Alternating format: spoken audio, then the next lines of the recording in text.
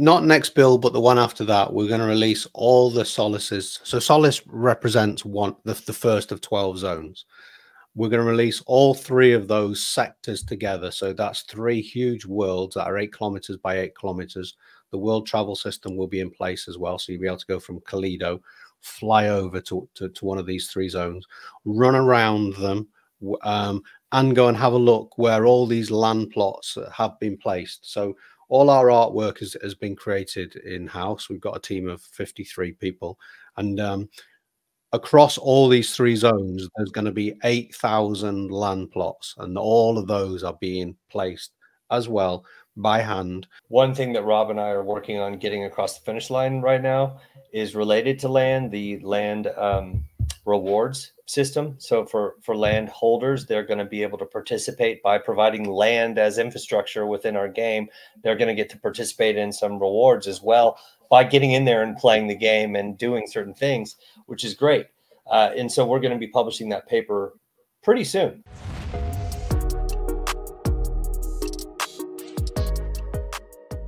What's up, Ada Nation? Welcome to Dapp Central, your home for everything blockchain and crypto. I'm your host here, Fareed. As a part of today's video, I'm sitting down with the 2 co-founders of the Cornucopias game to get some updates as to what's going on in some recent expansions. So without any further ado, let me go and bring up today's guest. First and foremost, we've got Josh Jones. Josh, welcome aboard. Good morning. Thanks, man. Good to be here. Yeah. Always good to be on your show. So yeah, it's been a while. It has been a while, but we just met up in Consensus, and it was actually a really good opportunity to see you and the rest of the team face to face. So I'm glad to be back, and I'm happy to have you here on the show. All right. We've also got Rob Gregg. Welcome aboard, Rob. How are you? Hello there. How are you? I'm great. I'm great. Loving your background there, man. You've got so much going on there. Yeah, I need to add some more goodies that I brought back from Austin. Yeah. That was a really good time. Hopefully you've had a safe trip back home. All right. Cornucopias. There's quite a bit for us to chat about here. Maybe we just start with just a quick sort of recap of some of the highlights from Consensus, maybe just a minute or 2 from each of you. What was the experience like? I know while you're there, obviously you guys are there networking, talking to people on the ground, but like now that the event's over, you guys have had some time to digest. What are some things you guys have learned and maybe some things that you guys want to improve on for the next conference? Learned and improve on. Good questions. First of all, biggest takeaway is always seeing the people, the team, and in this case, seeing the team obviously face to face. We rarely get to do that because we're spread all over the world. It's one of the drawbacks of our approach, but also obviously a huge plus in that we've been able to build a team very quickly. So, but great to see everyone. With the users, what we learned, obviously the Ethereum and the broader crypto community, Consensus kind of represents a random sampling of layer 1 type chains and ecosystems. And so that got us access to a lot of people that had no clue who we are, which we expected. And it was great.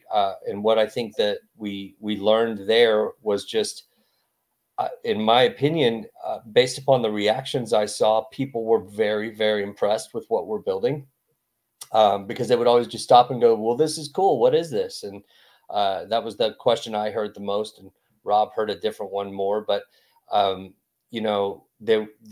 they would all stop and play and engage, which was really cool because it was a discovery kind of thing for them. They learned a lot more about who we are and what we're doing. Awesome. Yeah, I think for me as well, I stopped by the booth and even had the opportunity to introduce the Cornucopias game to a few passerbys. They were taken away by the graphics, which I think has been something you guys have focused on since, your first iteration. I'm thinking all the way back to like even Unreal Engine. I think it was 4, if I'm not mistaken. It's really, I think, one of the things that stands out the most. And then to also see some of the leaks that were presented at Consensus dealing with water, right, was really, really awesome to see there as well. Again, you guys pay a lot of attention to detail, and I think that was noted at Consensus. Rob, any sort of quick takeaways for you before we dive into the file nodes? Yeah, it's funny you should mention that. Well, because when we came back, we actually had a team retro of what we can learn from these events. And what we typically do is we kind of pause working on some parts of the game, and we might concentrate on a week or so trying to get a build ready for these events. And I think we've found that that's a little bit too disruptive. So I think what we're going to try and do from now on is whatever the previous build was ready, try and go with that. Well, one of our biggest concerns at these events is whether we've got internet access or not, because our game now really relies on accessing our APIs. So yeah, so hopefully by doing that, we won't be as stressed leading up to these events, and we'll have lots of time to test where we're up to. So lots of internal takes for us.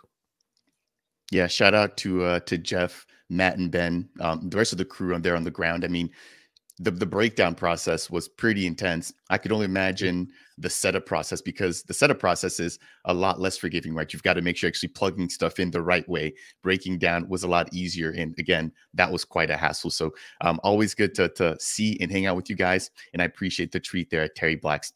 All right, jumping into the file node NFT sale. I saw this coming across my Twitter feed not too long ago, but we've got 20 days left for the file nodes. Do you guys mind breaking down, very briefly what the file nodes are meant to do, and then giving us any of the details surrounding the sale itself? I think there's about 75 to 7,600 NFTs that have already been sold, and there's still quite a bit that are available.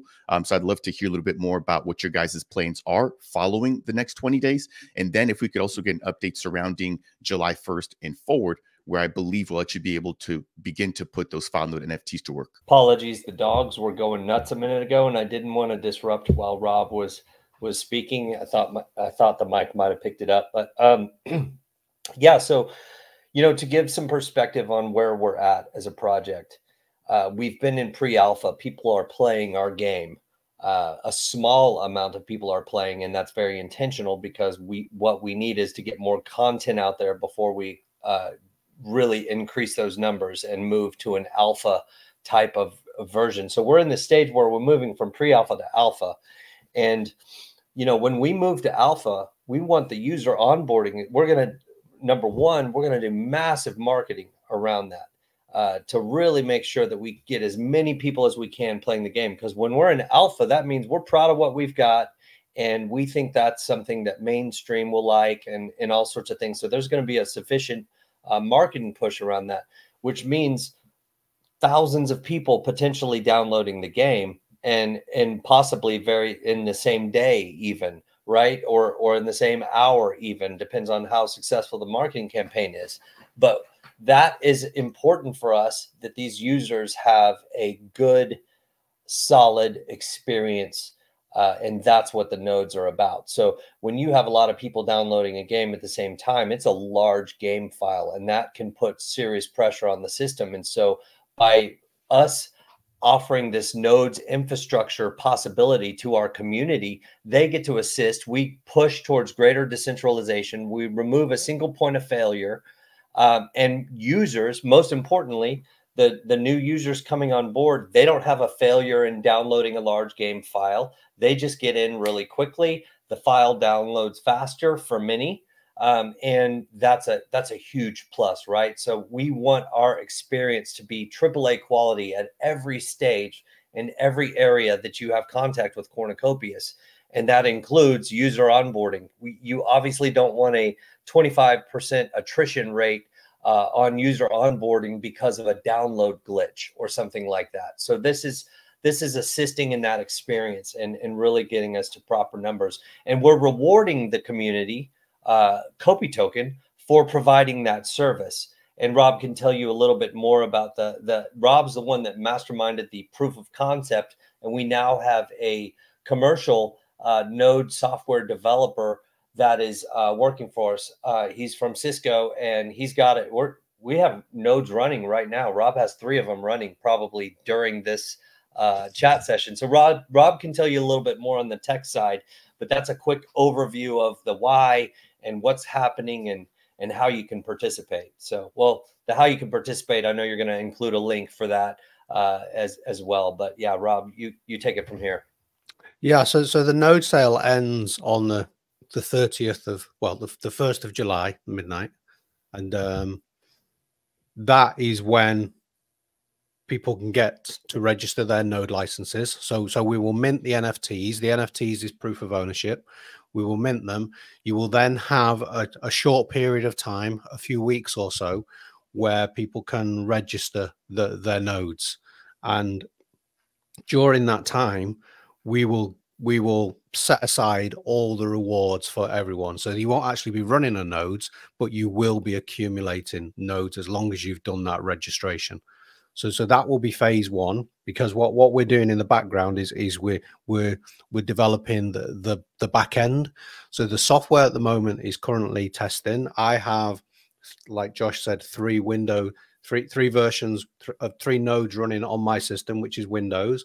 We also have a Linux version that's testing. So both of those are working together. So the product is working. So phase one is everybody registers, and then that's going to be quickly followed, probably within a few weeks, maybe a month or so, of phase two. And in phase two, we will invite people over a period of time to actually download the software and start running it. And we're going to be really lenient again with the rewards. We will probably pay out full rewards to everybody who's part of phase two.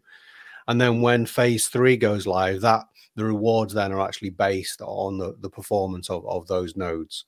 Now, the node system has been designed with 2 kind of use cases in mind.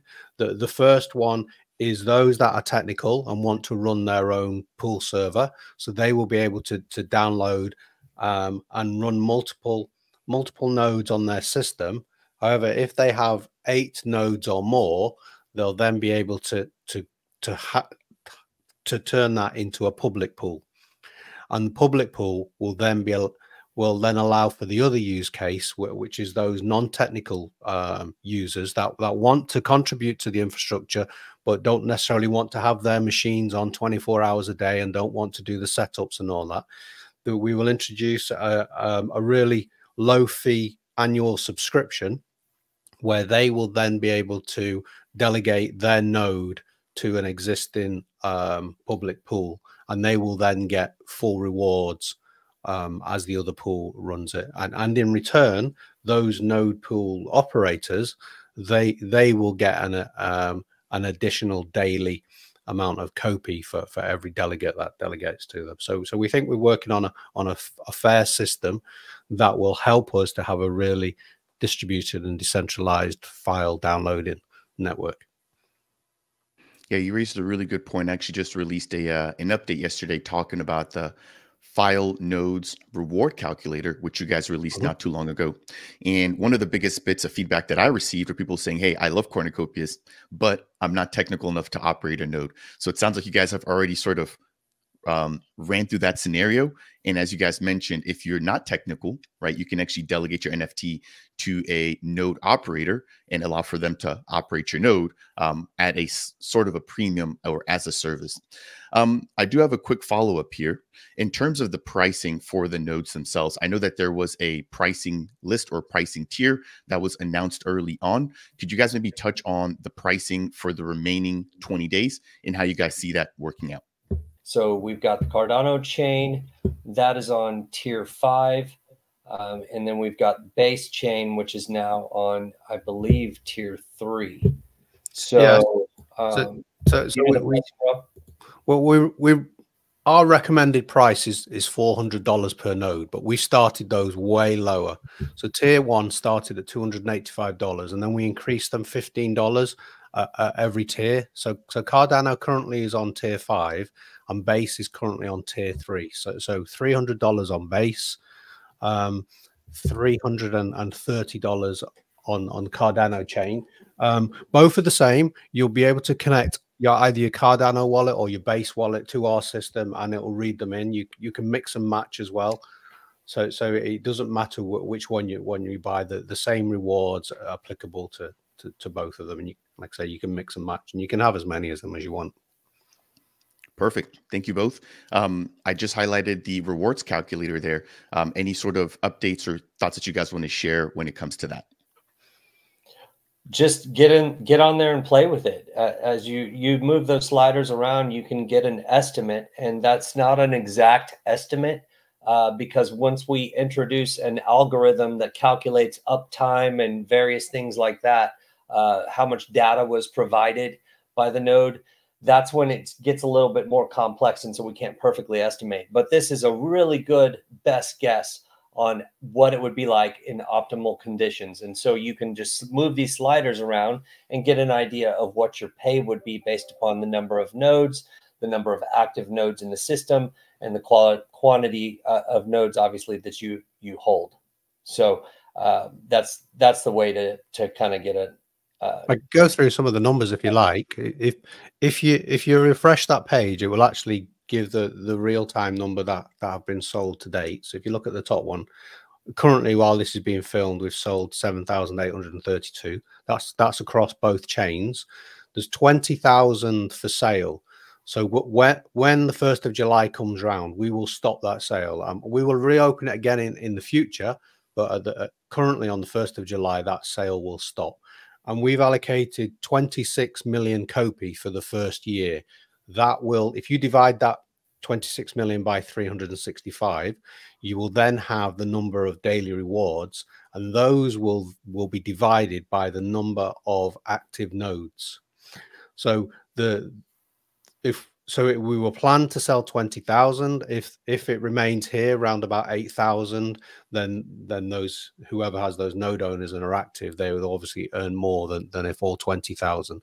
And the second slider, active nodes, accounts for two things. I don't think everybody will always have their node on. Some nodes may be, because it's decentralized, you just can't guarantee that everybody's going to have active internets and the uptime. So that allows for a certain grade there.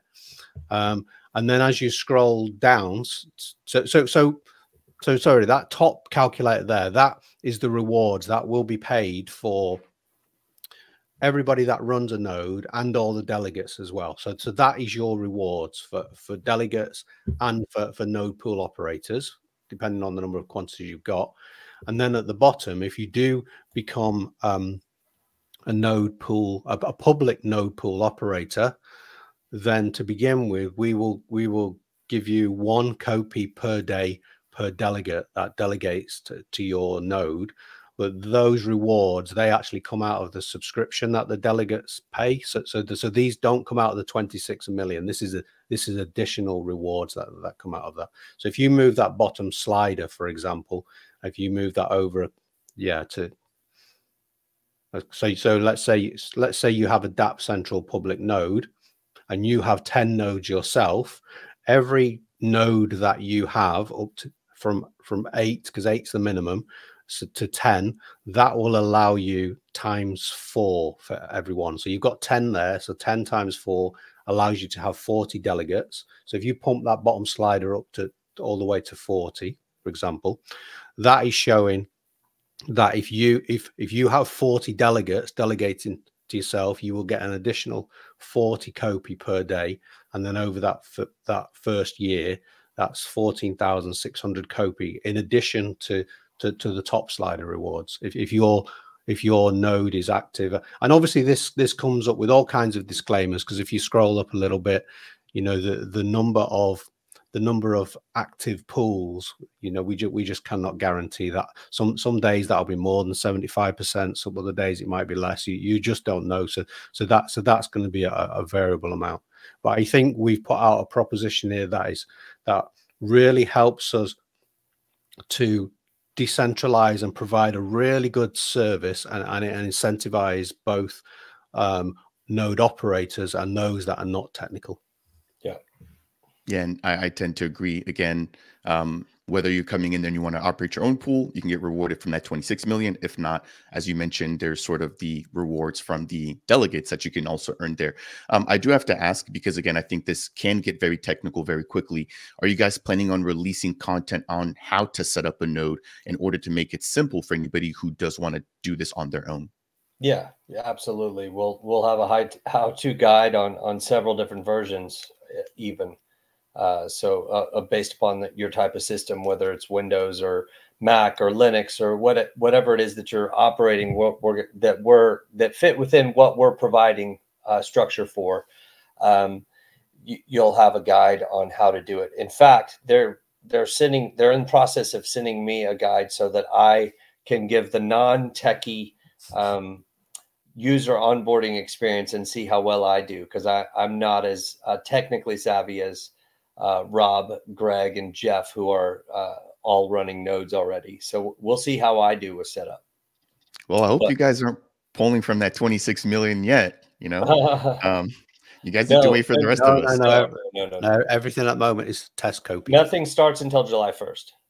Of course, I'm just picking. Yeah. I'm just picking. Yeah. I'd love to hear about your experience once you do go through it, because again, I consider myself non-technical, but I do, for transparency's sake, own some of these founded NFTs. So I do plan on contributing to the Cornucopias ecosystem. All right, I think that's really it there for the file notes, unless you guys have any closing questions. If not, I'd love to transition the conversation into Base. So we're talking about Ethereum. You guys have obviously moved over or expanded into the Base ecosystem. Do you guys mind giving us an update as to how things are progressing there with, just the community, sort of getting the word out about Cornucopias? And then I'd also love to hear a little bit more about what is going to be your next focus in the Base ecosystem following the Node NFT sale. Okay, that's a great question. So following the Node NFT sale, we will be having an F9 vehicle sale, the Valkyrie, which is the first of that class of vehicle in our ecosystem. It's the fastest vehicle. We'll have that fast vehicle on Cardano as well, a different version of it, right? So we'll have different classes, comparable classes on multiple chains is kind of the direction that we're going in. And how far we take that exactly with NFTs, I'm not certain yet. But the next step with Base is growing out awareness in that community. The whole point of going on to another chain and going cross chain is eventually to make this as easy as possible for people to onboard into Cornucopias, because we're about building a game with lots of users and lots of gamers. And so if you're in the Base community and you can easily get on Cornucopias because that's the network that primary layer 1 network than you use, then that's a good thing. That gives us a lot more accessibility. And that's been our cross chain. That's our strategy from day one of Cornucopias. We talked through this. Cardano has been our home chain, but we've always said that we're blockchain agnostic because we want users to have the best possible, easiest possible experience getting into Cornucopias as they can. And I think we're doing a great job of that. And that's not to discount mainstream. We're even being very considerate of how do we make it as easy as possible to onboard mainstream gamers, because they don't have a clue about wallet setup and which chain they're using and what a different layer 1 is. So all that needs to be seamless for them as well. We're being considerate of all these things. Back to the question, the next steps with Base is really just to increase marketing exposure there. So that we can, we'll start having tournaments now that we have leaderboards live. That's not too far off from the equation here, and we'll start paying out some prizes for the finishers in Kopi, and we'll build up by doing Kopi Board is going to be running a bunch of small tournaments for us this summer, and so we'll start building up some kind of momentum with that, with the leaderboards and with our existing vehicles. That moves us towards having a sale on Base for the F9 vehicle, which will then expand our tournament offering. So that's kind of what's happening with Base. Hopefully that answered your question. I don't know if Rob would add anything. That definitely did. Rob, anything you want to add? Yeah, the F9R. The F9R is, like Josh said, is quite a fast vehicle. Currently, it's on free within the game. So if you have one of our current Cardano NFTs, and you connect that to your player wallet, so create a player wallet, and if you have a graphics card qualifying, because we have at the moment we're in pre-alpha, but you only need an NFT and a qualifying graphics card to play the game on Windows. If you have that, you can go in, play our game, head to the racing, ask our community if you don't know where it is, but the game will guide you there, and you can actually try out the F9R to see if it's for you. Nice. I want to give a quick shout out to Kopi Board that Josh mentioned earlier. He's been popping up on my timelines, and I've been seeing more of him on my Twitter feed. His hustle is undeniable. As a content creator, I can relate to the amount of work that he's putting in. So I wish him the best of luck. And obviously, he's very close to you guys. So it's good to see and to hear that you guys are able to work closely with him in terms of hosting competitions. One thing I want to just quickly mention, Josh had mentioned mainstream earlier. I actually stopped at one of the booths at Consensus, and I was talking to one of the gentlemen there, and it was a trading card game. But he had mentioned that, you know, for anybody who isn't familiar with Web3, that they had an option of the game that was sort of like a trial version of the game where people could play. And then if they wanted to take things a step further, they could then get fully immersed into Web3. So I'm curious to maybe hearing a little bit more about if that's something you guys have thought about in terms of drawing in the non-crypto crowd, you know, offering cornucopias without all of the Web3 aspects, and then maybe giving them the option to dive deeper as they get more exposure and more familiar with the game. Yeah, we have a variety of strategies in place for that. The idea is to make it as seamless as possible for the end user. So, for example, we will provide a multi-party computation wallet. We're investigating which platform we're going to work with for that multi-party computation wallet. And that provides the security and the Web3 element, but it does not require anything other than a simple authentication like an email or a 5-digit passcode or whatever for the gamer. So a mainstream gamer can then very easily utilize that wallet on our marketplace. When we launch that internal marketplace, they can buy, sell, trade, all that stuff in our marketplace without really even knowing that they're using Web3. That's probably one of the most powerful elements. And I noticed Rob was about to talk, but the one other thing that I would say there would be that you're not required to even use NFT-based assets to play Cornucopias. There's still free vehicles and free means of getting in and playing the game without even using any of those. This is just the solution for if you choose to buy and you're in mainstream, well, then, or you're not familiar with blockchain is more of what I mean, then you could still do that very, very easily. And you don't even really know that you're using chain. However, the option still exists for those that are Web3 savvy to add their own custom wallet and utilize the wallet of their choice as well. So those two things, I think, are the primary for that answer. Rob, I think you were chiming in there as well. Yeah, no, like you say, our vehicles, there's always going to be a free element to them. Where the blockchain comes in is if you want to enter some of the competitions, you'll have to have an NFT, but you can practice with all the free ones. I do it all the time, and we will have ways of traveling through from world to world. If you don't have an NFT, then you can go on public transport. We always planned from day one to have the game for free. We're working on some tools at the moment where you will be able to allocate your NFT to another player account temporarily. So those are very useful for the upcoming land grab, but they're also useful for, let's say I have a wallet and I want to let somebody else in my family play the game. I can just temporarily allocate my NFTs to their account, so they don't need to know anything about Web3. So that's one of the ways we're going to be able to onboard and share them. Yeah, that's really exciting to hear. Again, I think the lower the barrier to entry, the easier it's going to be to grow over the long term. I do want to respect the both of you guys' times. There's a couple of other topics I want to quickly run into. Excuse me. Josh had mentioned earlier making cornucopias as accessible to the public. Now, there's been a recent announcement surrounding you guys onboarding or partnering with Apex Fusion. I'd love to hear a little bit more about why, and then potentially even just about how you guys came to sort of get in contact with them as well. Actually, they reached out to us, and that was through a community member. Damon at Charlie 3 had told them, hey, you guys should go talk to Cornucopias. I believe that was the initial thing. They reached out to us, and we talked a little bit. Reality is that it's not exactly an easy decision for anybody that we choose to work with chain wise or layer one wise, because there is additional complexities in the future potentially for how we handle that with all of our systems and tech and making that as seamless as possible for the user. So it does create challenges, which means we have to evaluate each of those as they come.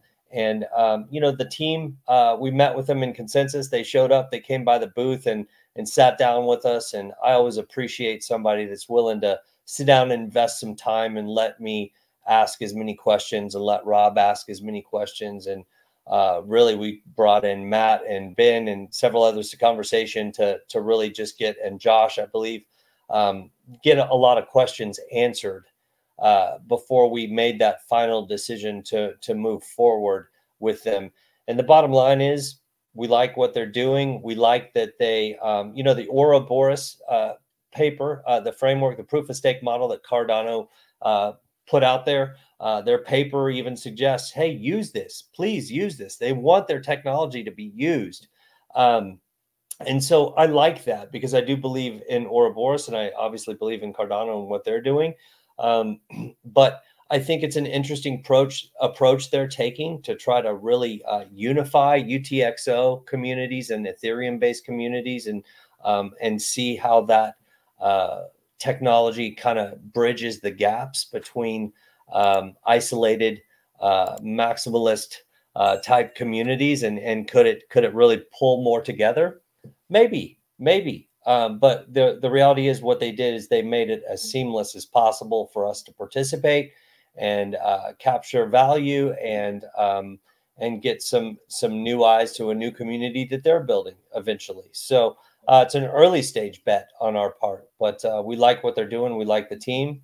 A lot of people formerly from IOG, and I think that's an amicable thing all the way around. I saw Charles tweet about it at one point, and so overall, I feel like that's a good thing that we have going there, that's going to help a lot of Cardano projects even as well, indirectly. So that was kind of the basis. Rob, anything that you want to add? I've definitely been creating more content around Apex Fusion, and I'm definitely looking to support that. Yeah, I mean, they align with our strategy as well. You see, what Apex does is it uses the Cardano technology, but it also uses EVM, so it uses both of these cross chains. And I think a lot of applications have benefited on the Ethereum and others that use EVM, because people are building for EVM, knowing that it's compatible with all these other chains. So now that we've got Cardano, Algorand, and now Apex Fusion all building on the Cardano infrastructure, I think it will help in the same way that Ethereum has benefited from having more people using their technology. We will definitely benefit from more chains using the Cardano technologies, and we're obviously, with our expansion into base, we're now using EVM as well. So they're using the same technology as we're doing. So for me, it's a really just natural low risk. Yeah, agreed. Okay, let's move over into the land rush. I know there was some teases about this, and Rob and I actually spoke about this, and I think Josh may have been around about the land rush and just what the community will be able to do. So I'd love to hear a little bit more about any timelines, but then also, can you guys break down the process from an end user's perspective who currently holds a mythic, a rare, whatever sort of land plot? How will they be able to actually pick out their land? And how do you guys see this progressing forward as we also expand into other zones or other areas within the Cornucopias game? Great question. One thing that Rob and I are working on getting across the finish line right now is related to land, the land rewards system. So for land holders, they're going to be able to participate by providing land as infrastructure within our game. They're going to get to participate in some rewards as well by getting in there and playing the game and doing certain things, which is great. And so we're going to be publishing that paper pretty soon, or deck, whatever. But, timing of this is, I think Rob and I were in a streaming about a week ago, and David basically sent a message to Discord while we were in this interview. I think it was with Crypto Crow. And he basically said, hey, all the Solace art is done. We're at 99%. There's little tiny things remaining. We're basically complete on 1, 2, and 3. What that doesn't mean is we're launching that next week. That means we're now going to land plot serialization and mapping out all the plots that people will get to select from. But it does mean that you have 3 8-kilometer diameter worlds that have been almost entirely built in terms of the land and water and grass and trees and rocks and geology, and all of that is put together. And now we're mapping out where the land and the properties will go to prepare for most likely an early Q3 land grab where people get to go and select their property based upon whether they want aesthetics or they might be want to be close to resources or whatever it may be. And there's going to be a lot of unanswered questions still at that time in terms of gameplay mechanics and all of that. So yeah, it's you're not going to know perfectly where you need to put your plot, but the mythics will get to choose first. They're going to be the first ones that get access to choose where they want their properties to be. Then legendary, then, you know, and so on. So the most rare chooses first. That's kind of how that goes. Rob, what did I miss? Yeah, so not next build, but the one after that, we're going to release all the solaces. So solace represents the first of 12 zones. We're going to release all 3 of those sectors together. So that's 3 huge worlds that are 8 kilometers by 8 kilometers. The world travel system will be in place as well. So you'll be able to go from Kalido, fly over to one of these 3 zones, run around them, and go and have a look where all these land plots have been placed. So all our artwork has been created in-house. We've got a team of 53 people. And across all these 3 zones, there's going to be 8,000 land plots, and all of those are being placed as well by hand. The artists will go around. They know where all the roads and all the ravines and all the good stuff is, and they're going to place them. So it will. So we build the land first, then we build the properties on top, just like would happen in real life. Just to give it the correct way it would be built in real life. So those that have access to the game will be able to go in and look what it looks like in game. So, but then the actual land grab itself is going to happen on our website. So this will be accessible to anybody who's got a web browser in the future. Those that in game can just go and have a look. And we're going to do all kinds of screenshots and try and get that website as interactive and as close to in game as we possibly can. And then that technology, once it's perfected, later on this year, we're going to do it all again for Esperanza, which is the 2nd zone. So we're working on those 3 giant worlds as well. And if we have enough time, we're going to push hard. We're going to try and get the 3rd zone out by the end of this year. Whether we'll have enough time to do the land grab or not, I don't know. But we're aiming to get all these 9 giant worlds out by the end of the year and 3 land grab events. That is quite the task, but I will say if there's any team that can do it, it's going to be the Cornucopias team. I recall back to your first mint, and then looking back now, you know, at what you guys have built out in terms of your own NFT marketplace. I'm like, okay, you guys have come a long way. So I know the first one is probably going to be a lot of work, but I've got no concerns that you guys will be able to identify what needs to be done better, what needs to be improved, and what was actually done well, right? And improve and probably iterate on those things moving forward. So again, I'm excited. I've also got a lot of other questions surrounding, you know, where resources will be placed, if people will be able to sort of deploy land, but then potentially move it. And of course, again, I'm sure you guys will release more details surrounding that. So I don't want to bog you guys down with all of that, but I do want to let you guys know that I am excited. So as we do get ready to wind things down, I want to end on a much lighter note. We've got the upcoming RareEvo event hosted by the Rare Network taking place at Caesar's Palace in Vegas. Will you guys be in attendance there? And will you guys have a booth? I know you guys had one of the biggest booths back at, I want to say it was NFT XLV. And then last year in Colorado, you guys also had the mining setup there where people were able to stop by. So what can we expect for RareEvo this year in Vegas? I think we have a 20 by 10 booth, something like that.